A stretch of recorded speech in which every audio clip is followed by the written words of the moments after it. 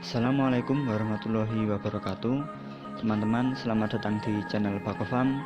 Di kesempatan video kali ini saya akan membahas tentang langkah-langkah apa saja yang harus diperlukan sebelum memulai ternak kambing. Kenapa saya membahas masalah ini, teman-teman? Karena proses perencanaan ini sangat penting, teman-teman. Kedepannya ini nanti bagaimana peternakan kita ini akan berjalan seperti apa. Karena jika sudah memiliki planning ini nanti kan sudah terorganisir, teman-teman, mulai dari perencanaannya hingga nanti berjalannya itu sudah kita ada gambarannya bagaimana kedepannya itu berjalan. Selain itu juga proses perencanaan ini juga dapat menentukan hasil akhir kedepannya, teman-teman. Oke, langsung saja. Jadi proses hal-hal yang harus diperhatikan sebelum memulai ternak kambing. Yang pertama adalah teman-teman itu memilih jenis kambing yang akan dipelihara. Kenapa harus memilih jenis kambing? Karena tiap kambing itu berbeda-beda.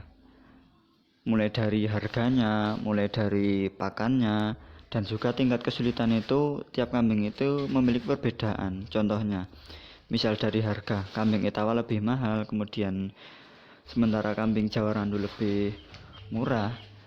Dan dari segi pakannya, teman-teman, untuk kambing Etawa sendiri tidak semudah pemberian pakan pada kambing-kambing lokal atau kambing Jawa Randu ya, teman-teman ya.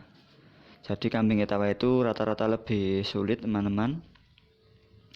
Sedangkan kalau dari tingkat kesulitannya itu jelas kambing Etawa itu memiliki tingkat kesulitan yang lebih tinggi, teman-teman. Karena yang pertama dari segi posturnya saja sudah lebih besar. Nah, karena juga kambing Etawa itu kan kambing keturunan dari luar, teman-teman. Jadi proses adaptasinya itu juga mengakibatkan daya tahan tubuhnya itu tidak sebagus kambing-kambing lokal yang ada di Indonesia sebelumnya, teman-teman. Nah, jadi itu tadi dari proses yang pertama adalah menentukan jenis kambing yang akan dipelihara. Kemudian yang kedua adalah mempersiapkan pakan. Nah, jadi ada dua pilihan, teman-teman. Apakah teman-teman itu pakannya itu membeli ataupun memperoleh sendiri dengan cara ngarit, teman-teman. Nah, kalau teman-teman juga ada beberapa pilihan pakan, yaitu bisa menggunakan padi onggok, menggunakan ampas tahu, dan menggunakan konsentrat ya pastinya. Dan juga menggunakan pakan full hijauan, teman-teman. Jadi teman-teman itu silahkan memilih. Kemudian apabila pakan ampas tahu, padi onggok itu didapatkan dengan cara membeli, teman-teman. Sedangkan kalau hijauan itu teman-teman bisa memilih, teman-teman itu ngarit sendiri ataupun membelinya juga ada, teman, juga bisa, teman-teman. Kalau teman-teman ngarit sendiri, teman-teman lebih baik mempersiapkan yang namanya sebuah bank pakan atau lahan pakan kambing. Itu nanti sangat berguna. Misalkan bank pakan itu tidak mencukupi kebutuhan sehari-hari kambing, itu nanti kan paling tidak bisa mencukupi ketika kebutuhan darurat, teman. Misal teman-teman dalam kondisi acara yang mendadak ataupun teman-teman ketika sakit itu kan ketika ngarit di lahan sendiri pasti waktunya lebih cepat dan juga lebih enak, begitu kan, teman-teman. Kemudian nih kemudian setelah proses persiapan pakan, yang ketiga adalah proses pembuatan kandang, teman-teman. Ini yang ketiga adalah proses pembuatan kandang, teman-teman. Ini ada 3 aspek yang harus diperhatikan. Yang pertama adalah letak kandang, kemudian yang kedua adalah ukuran kandang, yang ketiga adalah wadah pakan, teman-teman. Yang pertama adalah letak kandang. Untuk letak kandang sendiri yang paling bagus pertama adalah terkena sinar matahari, paling tidak di pagi hari, teman. Di pagi hari itu terkena sinar matahari bagian kandangnya. Ataupun kalau tidak terkena sinar matahari secara langsung, usahakan agar dalam kandangnya itu tidak gelap, teman-teman, ketika siang hari ya. Jadi teman-teman harus menentukan letak kandang yang bagus. Kemudian juga sirkulasi udaranya yang bagus, teman-teman, karena kotoran pada kambing itu dapat menimbulkan gas yang senyawa, yang itu gas yang namanya gas amonia, teman-teman. Itu nanti bisa mengakibatkan penyakit pernafasan bagi kambing apabila teman-teman itu belum sempat membersihkan kotorannya, akan tetapi sirkulasi udaranya itu tidak lancar, kan itu nanti bisa menimbulkan gas amonia yang sangat banyak ketika sirkulasi udaranya itu tidak lancar, teman-teman.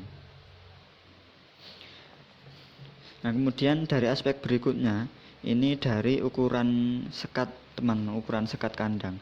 Ukuran yang paling ideal adalah menurut saya untuk ukuran kambing Jawa Randu maupun Bliggon adalah panjangnya 150 cm, kemudian lebarnya 75 cm hingga 1 meter, teman-teman. Nah, jadi itu ukuran yang cukup ideal menurut saya untuk kambing jenis ini ya, jenis Bliggon dan Jawa Randu. Nah, tetapi untuk kambing Etawa, teman-teman bisa lebih menyesuaikan, lebih memperbesar lagi lah, teman-teman. Dan untuk kandang kambing yang bagus adalah kandang kambing yang panggung, teman-teman, tidak atau lantainya itu diberi reng-reng kayu, teman-teman, ketimbang kambing yang berlantaikan alas tanah, teman-teman, langsung tanah itu tidak bagus, sangat tidak bagus, teman-teman. Kemudian aspek yang ketiga adalah dari wadah pakan. Ini ada dua yang harus diperhatikan dari wadah pakan.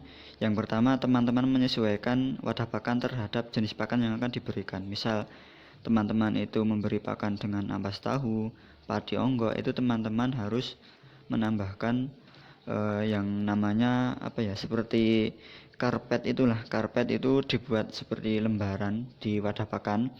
Itu nanti bermanfaat agar proses pembersihannya itu lebih mudah dan juga tidak jatuh-jatuh, teman-teman, pakannya. Akan tetapi jika teman-teman menggunakan pakan hariannya itu pakan hijauan,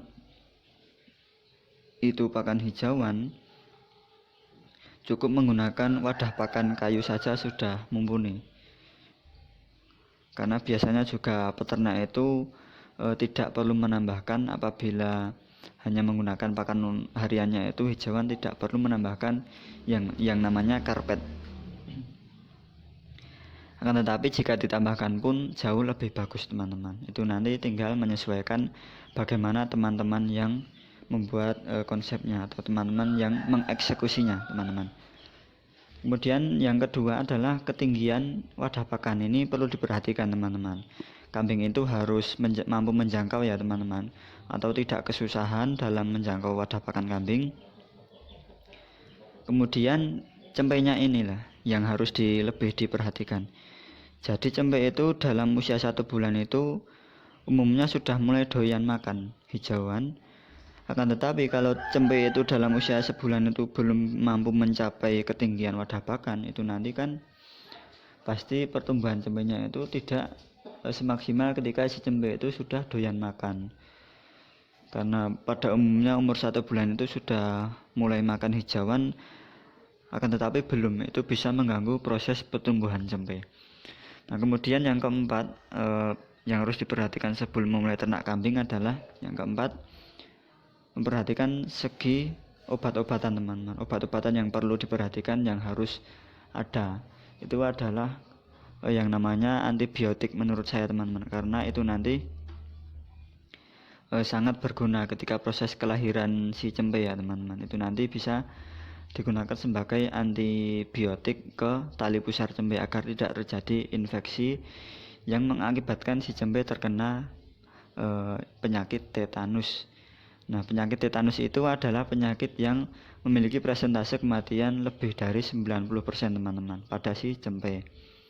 Itu saja, teman-teman, hal-hal yang harus diperhatikan dalam sebuah hal-hal yang harus diperhatikan. Itu saja, teman-teman, hal-hal yang harus diperhatikan sebelum teman-teman memulai ternak kambing. Yang pertama adalah penentuan jenis kambing yang akan dipelihara.